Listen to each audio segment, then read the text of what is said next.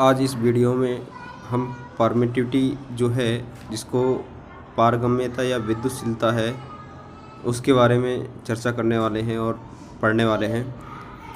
और बच्चों, इस वीडियो में आपको बता देते हैं, ये इलेक्ट्रिकल इंजीनियरिंग बेसिक कॉन्सेप्ट की क्लास नंबर 6 है, जिसको हम लोग पढ़ने वाले हैं।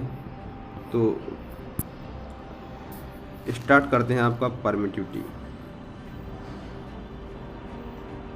The ability of a substance to store electrical energy in an electric field non permittivity।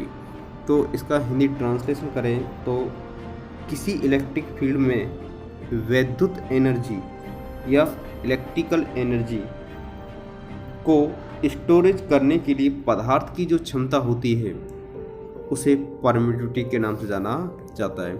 तो आपको समझ में आया कि क्या है आपकी परमिटिविटी। परमिटिविटी जो होती है उसे डिनोट किया जाता है आपका एप्सिलॉन, और यह एक ग्रीक भाषा का शब्द है। तो आगे और चलते हैं और इसके बारे में बहुत सारा अच्छा जानेंगे अपन है क्या चीज़।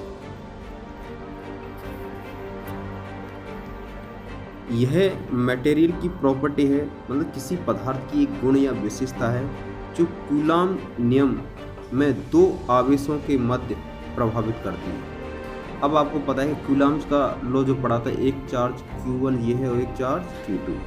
चाहे ये चार्ज जैसे जस्ट मीन करो, ये प्लस और ये माइनस, तो दो चार्ज हो गए। इन दोनों चार्जों के मध्य में आपको पता है फोर्स लगेगा, और फोर्स दो तरीके से लगेगा, या तो प्रतिकर्षण बल या अट्रैक्शन बल, जिसको रिपेल फोर्स या अट्रैक्शन फोर्स से जाना जाएगा।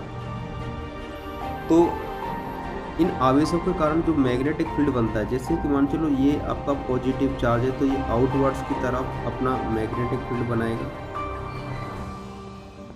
बाहर की तरफ, और ये अपना जो इनसाइड की तरफ बनाएगा, ऐसे करके।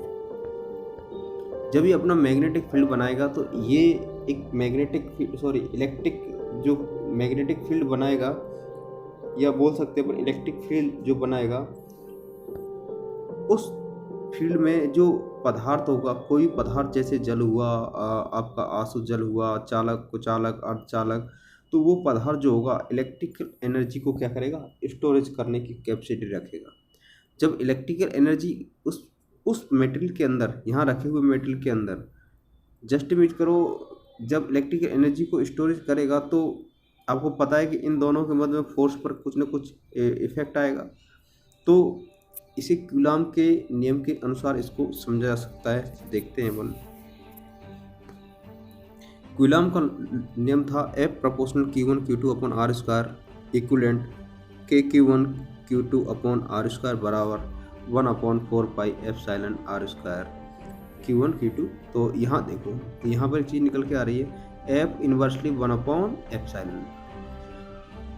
तो दो चार्ज है, उन चार्जों के मध्य अगर पदार्थ की इलेक्ट्रिक एनर्जी स्टोरेज करने की कैपेसिटी ज़्यादा है, तो उन दोनों आवेशों के मध्य लगने वाला फोर्स क्या होगा आपका।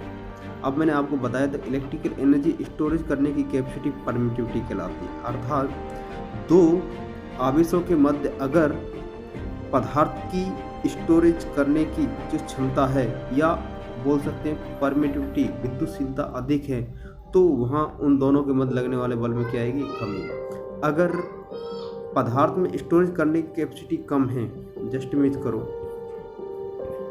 तो वहाँ उन दोनों आवेशों के मध्य लगने वाला फोर्स क्या होगा, ज़्यादा होगा। तो यहाँ से इस फॉर्मूला से कॉन्सेप्ट क्लियर हो जाता है कि परमिटिविटी क्या है। नेक्स्ट, इस परमिटिविटी जो शब्द है आपका, विद्युतशीलता शब्द है, इसका जिक्र आपको बता देता हूँ। एक तो कूलॉम्स लॉ के अकॉर्डिंग इसका जिक्र होता है, और दूसरा आपका कैपेसिटी। तो यहाँ थोड़ा दिखाया है।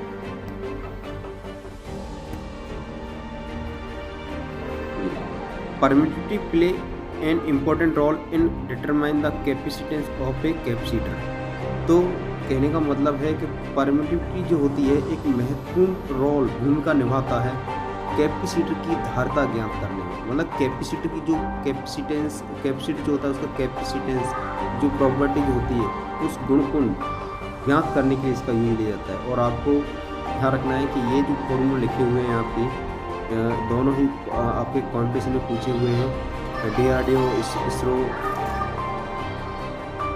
में पूछे हुए हैं आपके, ध्यान रखना है आपका।